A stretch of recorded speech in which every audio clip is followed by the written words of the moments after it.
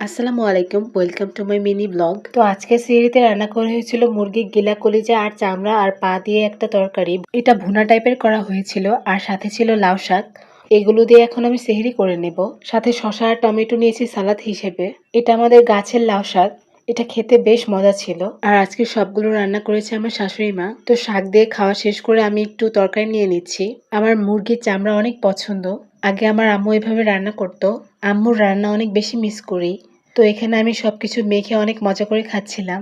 আমার শাশুড়ি মায়ের হাতের রান্না মাশাআল্লাহ অনেক মজা হয়। তো আমার একে একে সব ভাত খাওয়া শেষ। তো সেহরি শেষ করে আমি নামাজ পড়ে নিয়েছি। যেহেতু উজু করেছিলাম সেজন্য মুখটা একটু ফ্রেশ লাগছিল, সেজন্য একটু স্কিন কেয়ার করে নিচ্ছি।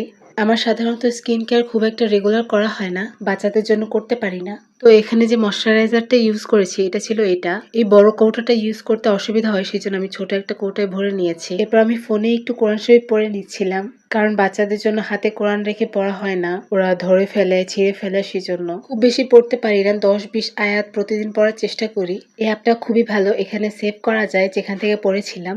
এরপর আমি সকাল সন্ধ্যা দোয়া ও জিকিরগুলো পড়ে নিচ্ছিলাম।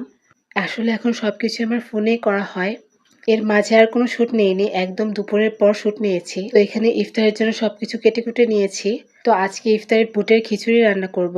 এটা হবে হচ্ছে মাখা খিচুড়ি। এভাবে মেখে খিচুড়ি রান্না আমি আমার শাশুড়ি মায়ের কাছ থেকে শিখেছি। তো একে একে আমি সব মশলা দিয়ে নিচ্ছি অল্প অল্প করে। আমার শাশুড়ি মা খুব একটা মশলা পছন্দ করেন না। আর গতকালকের বেঁচে যাওয়া বুটগুলো দিয়ে দিচ্ছি এখানে। আর সামান্য একটু তেল দিয়ে সবকিছু ভালো করে মেখে নিচ্ছি। অল্প করেই রান্না করছি যাতে শেষ হয়ে যায়, কারণ রোজার দিনে বেশি করে রান্না করলে সবকিছু থেকে যায়, খাওয়া হয় না। তো এখানে আমি পরিমাণ মতো পানি দিয়ে হচ্ছে এখন এটাকে বসিয়ে দেবো রাইস কুকারে।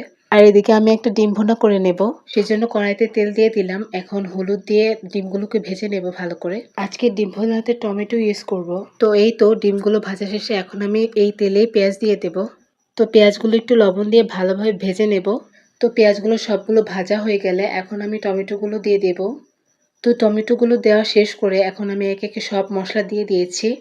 এবার ভালো করে কষিয়ে নিতে হবে সবকিছু। তারপর সবকিছু কষিয়ে নেওয়ার পর পানি দিয়ে দেব। পানি দিয়ে ডিমগুলোও দিয়ে দিব। এরপর কিছুক্ষণ জাল করে নিলেই আমার তরকারি হয়ে যাবে। আর অপর দিকে আমি খিচুড়িটা একটু নাড়া দিয়ে দিয়েছিলাম। তো এই তো আমার এখানে ডিম ভুনাটা শেষ হয়ে গেছে। আর শেষে খিচুড়িতে আমি একটু ধনিয়া পাতা দিয়ে দিয়েছি। এখন সবকিছু সার্ভ করে নিয়েছি ইফতারির জন্য। তো আজকে এটাই ছিল আমাদের ইফতারি। তো ইফতার শেষে আমার হাজবেন্ড দোকান থেকে কিছু জিনিস আনে। একটা ছিল প্রাণের মাঠা, যেটা খেতে খুবই জঘন্য ছিল কারণ লবণের পরিমাণ অনেক বেশি ছিল। তবে এই চকলেট বিস্কুটটা অনেক মজা ছিল। তো এটাই ছিল আমার মিনি ব্লগ। সবাইকে ধন্যবাদ। আল্লাহ হাফেজ।